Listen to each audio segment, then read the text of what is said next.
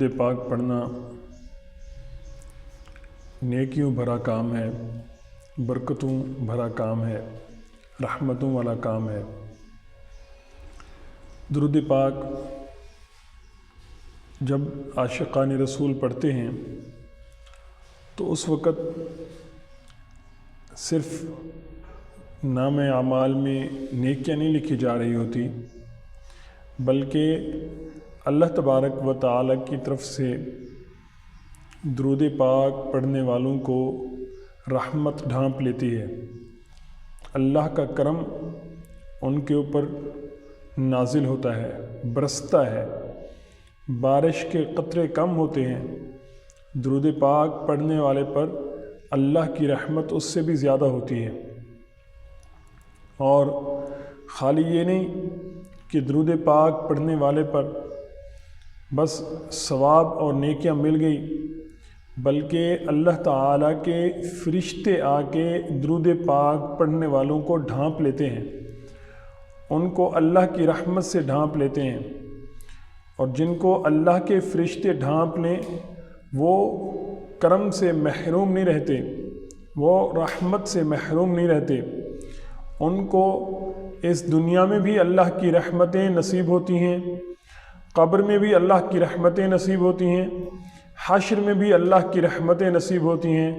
حتیٰ کہ ان رحمتوں کے سائے میں وہ لوگ جنت میں چلے جاتے ہیں، اللہ کا بھی دیدار کرتے ہیں، اللہ کے رسول کا بھی دیدار کرتے ہیں۔ حدیث پاک میں ہے، رسول اللہ صلی اللہ تعالی علیہ وآلہ وسلم نے ارشاد فرمایا کہ اللہ تبارک و تعالیٰ کے فرشتوں کی ایک جماعت زمین میں ان لوگوں کو تلاش کرتی رہتی ہے، ان کا کام ہی یہی ہے، ان فرشتوں کی جماعت کی ڈیوٹی ہی یہی ہے، ان کو ذمہ داری ہی یہ دی گئی ہے کہ زمین پر تم بس تلاش کرو کہ کہاں پر لوگ اللہ تبارک و تعالیٰ کا ذکر کر رہے ہیں، رسول اللہ صلی اللہ تعالیٰ علیہ وآلہ وسلم پر درود و سلام کے نذرانے پیش کر رہے ہیں، درود و سلام پڑھ رہے ہیں، تو ان کا ذمہ داری ہی یہ دی گئی ہے۔ فرمایا وہ فرشتے رات دن ان کی یہ ڈیوٹی ہے کہ وہ ان لوگوں کو تلاش کرتے ہیں، پھر جب وہ تلاش کرتے ہیں تو ایسی محفل میں، ایسی مجلس میں جب وہ پہنچتے ہیں تو پھر ان میں سے ایک فرشتے کو بطور قاصد بھیجتے ہیں۔ جب وہ فرشتہ اللہ تعالیٰ کی بارگاہ میں بطور قاصد پہنچتا ہے، عرض کرتا ہے کہ باری تعالیٰ تیرے بندے تیری نعمتوں پر، تو نے جو ان پر انعام و اکرام کیے ہیں ان پر تیرا شکر کر رہے تھے، اور قرآن مجید فرقان حمید جو تو نے اپنی کتاب عطا فرمائی ہے اپنے محبوب علیہ السلام کے وسیلے سے، اس کی تلاوت کر رہے تھے، اور نبی آخر الزماں حضرت محمد مصطفیٰ صلی اللہ تعالی علیہ وآلہ وسلم پر درود و سلام کے نذرانے پیش کر رہے تھے۔ اے پروردگار عالم، تیرے بندے اس طرح تیری یاد میں، تیرے محبوب کے درود و سلام کے اندر مستغرق تھے، اس طرح محو تھے کہ وہ بس تیرے محبوب پر درود و سلام پڑھے جا رہے تھے، پڑھے جا رہے تھے، پڑھے جا رہے تھے۔ تو اللہ تبارک و تعالی ان فرشتوں کو حکم دیتا ہے کہ اے میرے فرشتوں، میرے بندوں کو میری رحمت میں ڈھانپ لو۔ وہ فرشتے عرض کرتے ہیں باری تعالی ان میں ایک بندہ ایسا بیٹھا تھا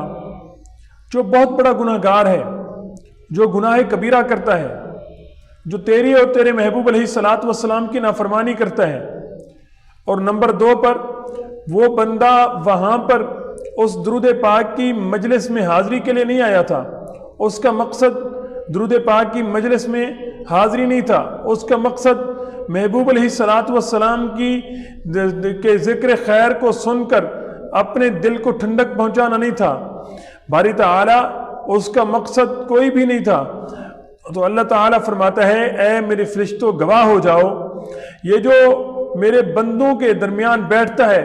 میرے بندوں کا جو ہم نشین ہوتا ہے، میں اس کو بھی اپنی رحمت سے خالی نہیں چھوڑتا، میں اس کو بھی اپنی رحمت عطا فرماتا ہوں۔ تو آپ اندازہ لگائیں اے عاشقان رسول، اے عاشقان درود و سلام، جب ہم درود و سلام پڑھتے ہیں ایک تو فرشتے آتے ہی آتے ہیں، اللہ کی رحمت برستی ہی برستی ہے، پھر اللہ تعالیٰ فرشتوں کو گواہ بھی بنا لیتا ہے۔ پھر اگر کہیں ایسا ہو کہ ہم کسی اور مقصد کے لیے وہاں چلے گئے ہوں اس مجلس کے اندر درود و سلام کی، تو پھر بھی اللہ تعالیٰ فرماتا ہے کہ یہ جو میرے محبوب کے درود و سلام کی مجلس سجا کر بیٹھے ہیں، یہ جو ان کا ہم نشین ہے، جس کا مقصد اس محفل کے اندر شرکت کرنا نہیں تھا لیکن پھر بھی وہ شرکت کی ہے اس نے، تو میرے فرشتوں میں اس کو بھی اپنی رحمت سے محروم نہیں کرتا۔ اندازہ لگائیں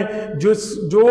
ہم نشینوں کا ہم نشین ہو، جو ان لوگوں کا ہم نشین ہو جو اللہ کے رسول کے درود و سلام کی مجلس سجا کر بیٹھے ہوں، اللہ تعالیٰ اس کو محروم کرم نہیں کرتا، تو جو خود درود و سلام پڑھنے والے ہیں، جو خود آقا کی یاد کی محافل سجانے والے ہیں، جو تصور میں درود و سلام کے نذرانے پیش کرتے ہوئے آقا کی بارگاہ میں پہنچتے ہیں، تو ان کا کیا عالم ہوگا، ان کے درود و سلام کا کیا مقام ہوگا، ان کی کیا کیفیت ہوگی، ان کی پھر اللہ تعالیٰ کی بارگاہ میں کیا قدر ہوگی۔ یقیناً وہ سچے عاشق رسول ہیں، یقیناً وہ سچے لوگ ہیں اور وہی کامیاب ہیں۔ تو اللہ تعالیٰ ہمیں بھی کثرت سے درود و سلام پڑھنے والا بنا دے، آمین۔